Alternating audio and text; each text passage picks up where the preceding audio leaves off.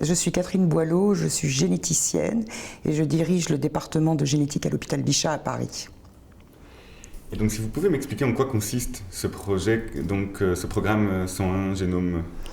Le programme 101 Génome est de réaliser pour la première fois, dans un nombre qui a été choisi au départ, qui était de 101 patients Marfan, de faire un séquençage complet du génome, donc du matériel héréditaire que portent les Marfans. Et donc c'est vraiment très novateur et on en attend beaucoup.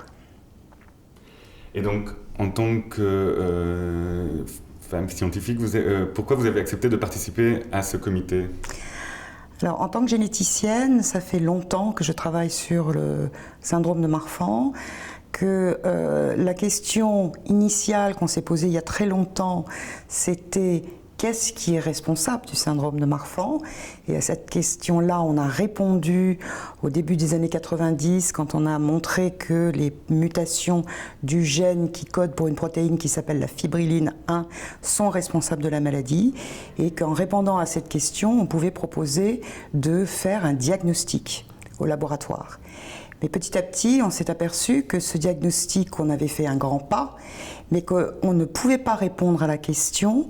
D'accord, quelqu'un est porteur d'une mutation dont il a hérité, mais quelle va être la forme de la maladie qu'il va faire? Va-t-elle être grave, pas grave?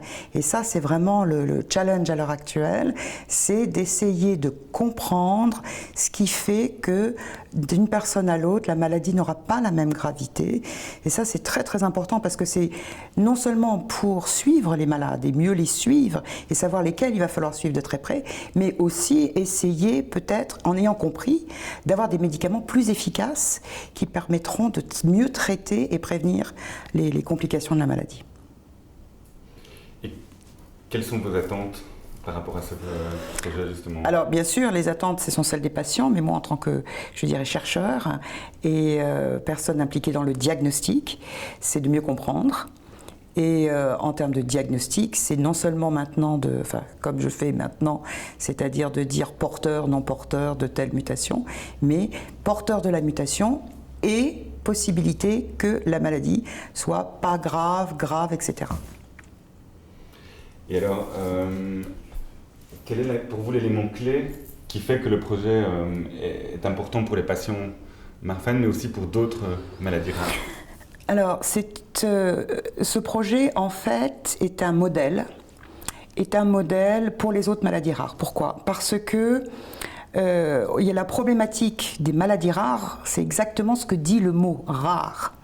Or, une maladie rare, ça veut dire que pour faire de la recherche, on a besoin de réunir beaucoup d'équipes pour travailler ensemble parce que les nombres de personnes sur lesquelles on peut travailler est petit et que donc tous les tests statistiques qui sont nécessaires pour valider nos résultats sont en défaut parce que les échantillons dont on dispose sont peu nombreux.